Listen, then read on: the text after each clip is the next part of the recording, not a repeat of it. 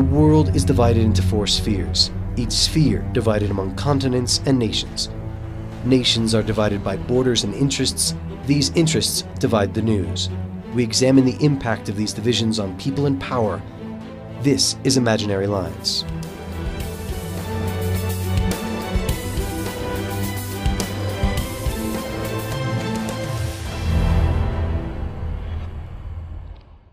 Welcome to the program. I'm your host, Michael Fox. On September 1st, the U.S. state of California agreed to overhaul its use of solitary confinement in prisons across the state as part of a landmark legal settlement in federal courts. The decision is expected to reduce the population of prisoners being held in solitary confinement across the state. Roughly 3,000 prisoners are currently being held in cells for more than 22 hours a day. Oftentimes, these cells have no windows. I speak with Mohammed Sheikh. He's the communications director of Critical Resistance, an Oakland-based organization that's helped to push a campaign to abolish solitary confinement across the state. But first I go to Mexico, where government agencies are paying substantial funds to a high-profile journalist. Last week, Mexico's Proceso magazine revealed that firms tied to the well-known Mexican journalist Joaquin López Dóriga were awarded publicity and promotional contracts with various federal agencies worth nearly $2.3 million from 2013 to 2014. López Dóriga doesn't own any actual media outlets. The contracts cover only his promotional spots and consulting work. In other words, a journalist that many Mexicans see as trustworthy is being paid to conduct propaganda on behalf of the government. This news comes on top of a revelation by Forbes magazine in June that showed that Mexican President Peña Nieto had spent $730 million on publicity during his first 3 years in power. To add further fuel to the fire, when the Mexican president was forced to replace his disgraced Attorney General Jesus Murillo Caram after he bungled the investigation into the 43 forcibly disappeared Mexican students, estudiantes normalistas fueron privados de la libertad, privados de la vida, incinerados y arrojados al río San Juan en ese orden. Es la verdad histórica de los hechos. He tapped Arely Gómez as his choice for Attorney General. Gómez happens to be the sister of the Vice President of News at Televisa, Mexico's biggest TV station. For all of Peña Nieto's efforts to improve his image, however, he continues to suffer from low approval ratings. One poll in August had him as low as 34%. There's a common saying in Spanish, you can't block the sun with one finger. In other words, some issues are just too big and too obvious to hide. The media are powerful entities, especially in Mexico, but Mexico's problems, including poverty, inequality, impunity, human rights abuses, and rampant violence at the hands of organized crime, are too big to cover up with a smooth PR job. Even with the private media on the side of Peña Nieto, the Mexican people are growing ever frustrated with a president that seems incapable of addressing the very real problems facing the country. July 8th marked the second anniversary of the 2013 California prisoner hunger strikes. Nearly 30,000 inmates participated in what was the largest prisoner hunger strike in California history, and possibly the history of the world. Prisoners were largely protesting the use of indefinite solitary confinement of inmates with alleged gang affiliations. The strike was organized by inmates at the Pelican Bay State Prison in Northern California, and within days it had spread to more than 24 prisons across the state. Though the strike was finally suspended in early September of that year, their struggle to end solitary confinement continued. Fast forward 2 years. This July, prisoners asked solidarity groups to support them in their ongoing struggle. Critical Resistance, the Oakland-based organization dedicated to opposing the prison industrial complex, responded, launching the Abolish Solitary social media campaign.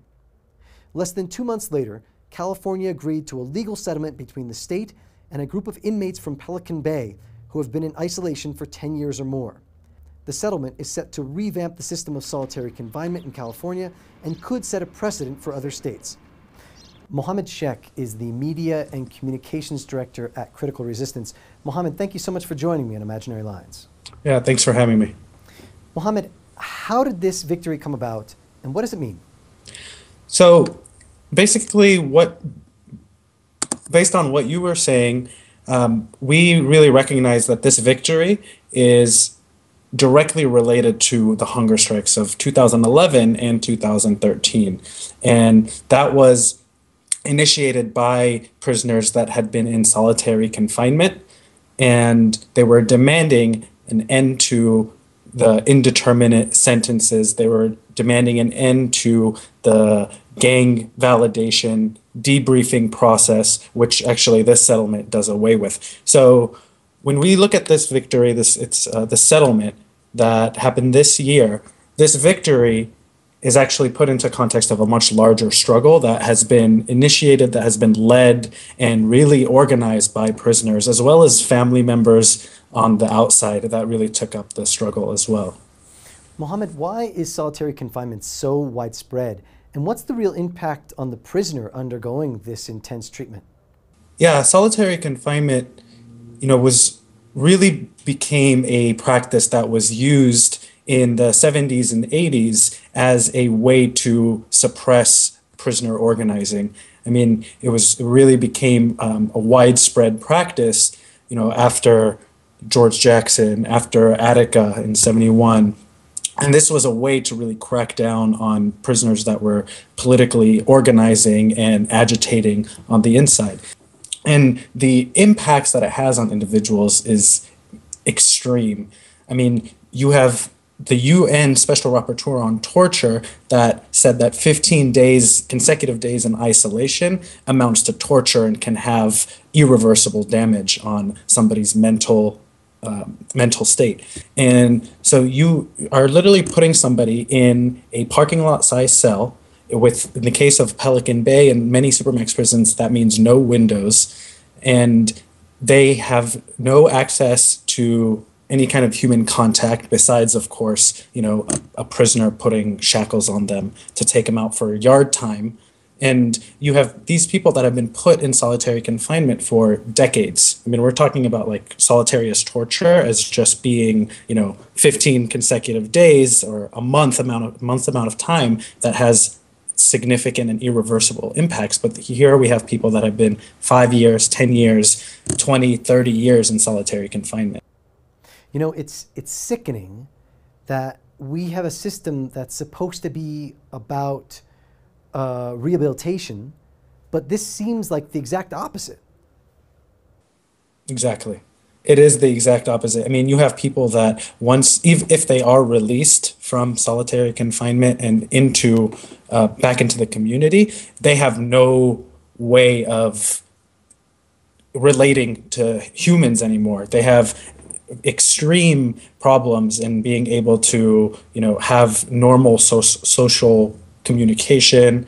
And these are prisoners saying, like, I am unable to contemplate what human contact feels like after being in solitary confinement because of the damage that it does. So you're right in saying that it's the exact opposite of rehabilitation. It is not at all, even what the prison regime purportedly does is to rehabilitate. It's actually doing the exact opposite in practice indeed.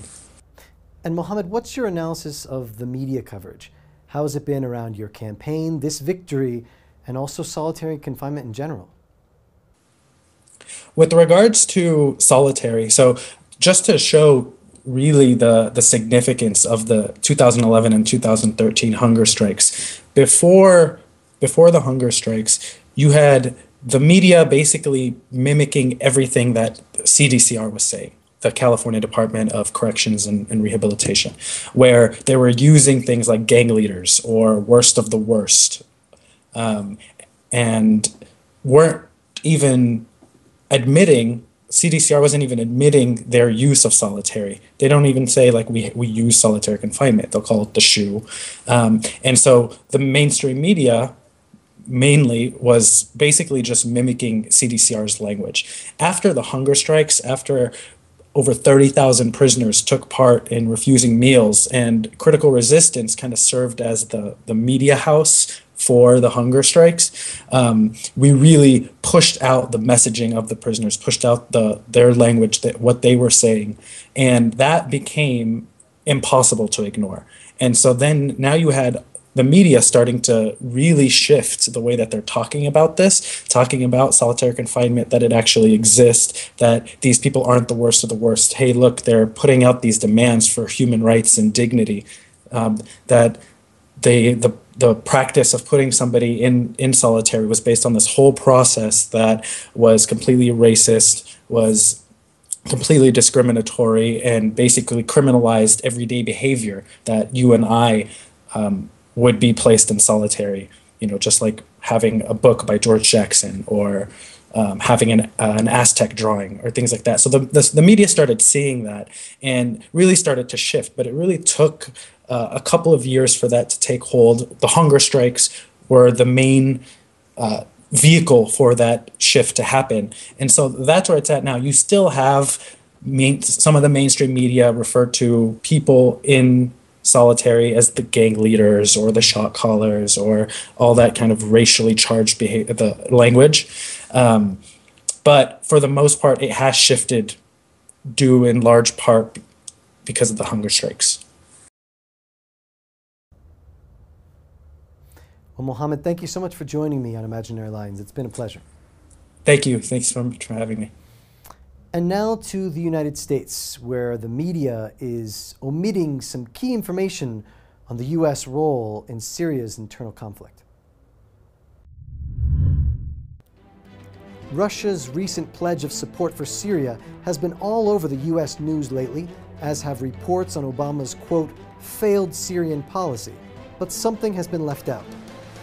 2 weeks ago, the U.S. media watchdog group FAIR, Fairness and Accuracy in Reporting, published an article by contributing writer Adam Johnson, highlighting that recent mainstream coverage has completely ignored the well-documented U.S. clandestine activities in Syria. The reality is this: as Johnson writes, according to multiple reports over the last 3.5 years, we know that the CIA set up secret programs for arming, funding, and training forces against the Syrian government of Bashar al-Assad. This has been reported by major outlets including the New York Times, The Guardian, Der Spiegel, and The Washington Post. The latter even detail a program that trained roughly 10,000 fighters at a cost of $1 billion per year, or roughly 1/15 of the CIA's official annual budget. The impression in the media, writes Johnson, is that the U.S. has sat idly by while foreign states such as Iran and Russia have interfered in Syria's internal conflict.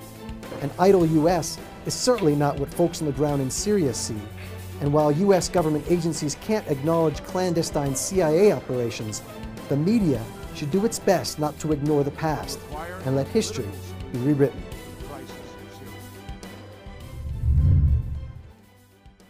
And that's it for today's program. Thanks for watching. I'm your host, Michael Fox. Please join me next week.